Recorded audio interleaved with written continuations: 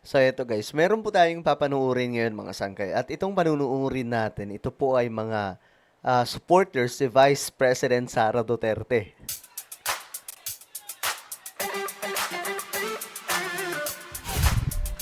Okay, pampagood vibes muna tayo ngayon mga sangkay. Pampakalma sa dami po ng mga problema ngayon ng ating bansa at ng buong mundo. Diyos mio marimar. Gawin muna natin mga sangkay na panghimagas itong mga supporters ni VP Sara na ngayon ay viral sa social media. Aba, mga sangkay, nagkalat po kasi itong mga ito. Panunuorin po natin ngayon ng sabay-sabay anyway bago tayo magtuloy-tuloy. Sa mga hindi pa po dyan nakakapag-subscribe, check nyo po sa baba ng video na to. Makikita nyo po dyan yung subscribe button. Pindutin nyo lamang po yan, tapos pindutin nyo po yung bell at pindutin nyo po yung all. Sa mga nanonood naman po sa Facebook, i-follow nyo po yung ating Facebook page. Okay? Subscribe button sa baba ng video na to. Alright? Ngayon mga sanggay, eto po. Anong lamang po natin to? Ito po yung mga Duterte supporters. Alam nyo para po sa inyong kaalaman, marami naman pong matatalinong may mga DDS din pong mga matatalino na may mga critical thinking. Pero, aminin din po natin ang katotohanan na ang dami din po talaga mga supporters ni VP Sara na wala talagang alam. Basta gusto lang nila. Ganun. Alam nyo, ganito po yung mga botante din talaga, mga sangkay na hindi po nag-iisip. No? Bakit sila bumoboto? Bakit nila iboboto yun? Ano nga ba ang nagawa? Mga sangkay. 'Di ba? Well, tingnan po ninyo ito. Ito muna, unahin natin to mga sangkay. Gusto mo bang manalo si VP Sara sa 2020? Yes. Ano po bang paborito yung nagawa ni VP Sara? Ayan na. Ano ang paboritong ginawa ni VP Sara? Anong paborito mong nagawa ni VP Sara? Yung It was at this moment that he knew he fucked up. Kasi wala naman yan. Ay, naku po. Doon na nadali. Simplang pare. Hindi pala alam kung bakit siya boboto. Di ba? Hindi niya alam kung ano nagawa. Sa listahan ng mga tanong. Okay po. Thank you po, ma'am. Thank you.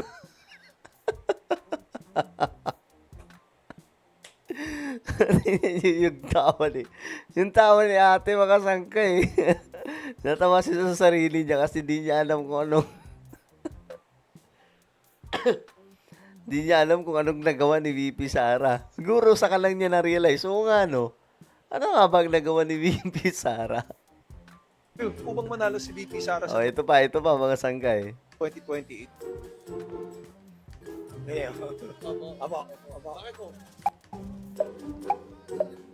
Ani. Kita niyo yan mga sangkay, di nila masagot.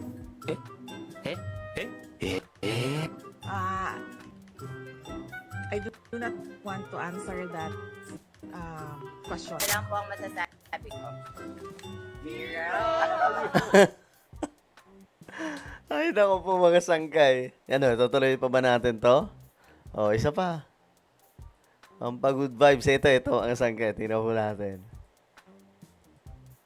Ito naman, huli natin to para mas maganda, di ba?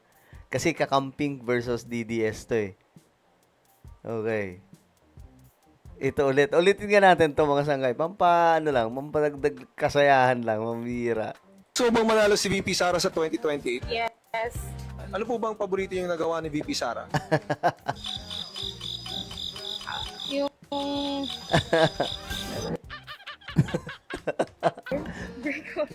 Okay po. Thank you po, ma'am. Naglag yung utak mga sangkay. Kita nyo? Alam nyo, ito po yung, kumbaga, dapat natin matutunan mga kababayan. Yung pagboto yung bumoboto ka na may kabuluhan. Hindi ka bumoboto dahil, wala lang, trip ko lang. Bumoto ka kasi alam mo yung plataforma niya. Alam mo yung nagawa niya. Alam mo kung sino siya. Hindi yung boboto ka lang kasi yung mga tropa nyo doon pumapanig. 'Di ba? Maraming ganito, may napanood pa nga po ako mga sangkay. Di ko na sinama dito na video. Mga vlogger, ito, bakbakan ng mga vlogger sa ano. Hindi sa YouTube mga vlogger sila sa Facebook. May loyalista versus DDS. Itong loyalista, nagtanong. Oh, sige. Sige, maniniwala na ako sa'yo. Okay, ganito na lang. Magbigay ka. Madaming nagawa si Duterte, di ba? Sabi niya. Sabi ng loyalista. Madaming nagawa si former President Duterte. Okay, magbigay ka ng isa. Isang natapos na kay Duterte mismo. Project. Alam niyo mga sangkay, yung vlogger na kuda ng kuda. Wala na, naglag yung utak. Hindi na niya alam kung anong sasagot niya. Pambihira mga sangkay. So, ganyan po sila. Pero hindi naman lahat mga sangkay. May mga marurunong din naman. Parang ano no? Parang, ewan ko sa kanila, nakikita ko din po talaga yun Madami sa kanila yung ganito. Tanungin kahit magtropa kayo. Bawa may DDS kang tropa. Tanungin mo, bakit po gusto si VP Sara? Anong nagawa niya? Kasi, kahit anong isip natin, wala tayong may isip na nagawa ni VP Sara talaga. Pero mga sangkay, hindi ako galit kay VP Sara. Hindi ko rin siya, kumbaga gusto ko lang, mga sangkay, na kung sino man ang boboto kay VP Sara, dapat alam niya kung bakit siya boboto kay VP Sara. Hindi yung boboto ka kasi, kagaya ni ate, confident pa Ang lakas ng loob, di ba? Oh, yes, boto ako kay VP Sara. O anong paborito mong nagawa ni VP Sara? Naglag na yung utak, mga sangkay. O ito, last. Kakamping versus DDS. Guilty or not guilty? Sa impeachment, ano ang hatol mo sa kanya? Guilty or not guilty? Guilty po. Why? Because I believe that in today's generation, she should be taking accountability for her actions instead of layering a facade for today's society. Instead of acting like our society should fall for her lies. So, she needs to explain the confidential fund. Grabe, no? Maka-English yung yung mga kakamping.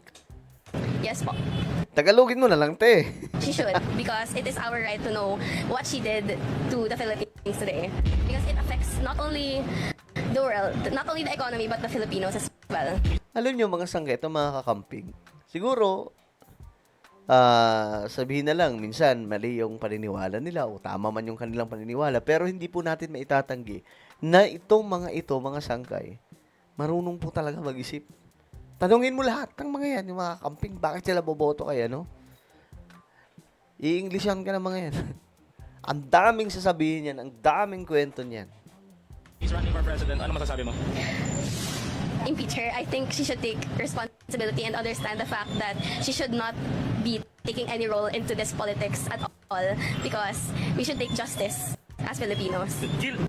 Ito na, ang ganda ng sagot ng kakamping. Ito naman, dakilang DDS daw. O, tingnan po ninyo. Guilty or not guilty? Not guilty. Bakit not guilty? Maganda rin ang pamamalakad niya Ayan na, maganda yung pamamalakad niya. No, mali niya, nagbanggit siya ng pamamalakad Anong nagawa niya sa Pilipinas? Bakit? Ayan na. Mo?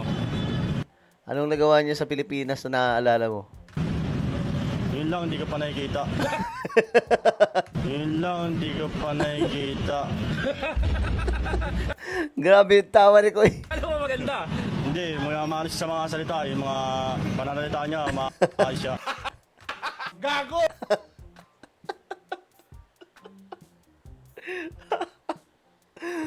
Kulit no? Ulitin nga natin to. Ang bira, lap trip Guilty. Maganda rin ang pamamalakad niya Anong nagawa niya sa Pilipinas? Bahala mo. Yun lang, hindi ka pa nakikita.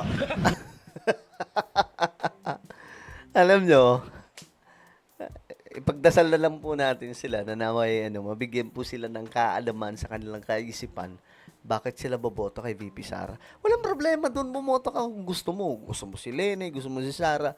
Ang importante doon, alam mo kung bakit mo siya iboboto. Alam mo yung plataforma niya, alam mo yung advokasya niya, alam mo yung nagawa niya.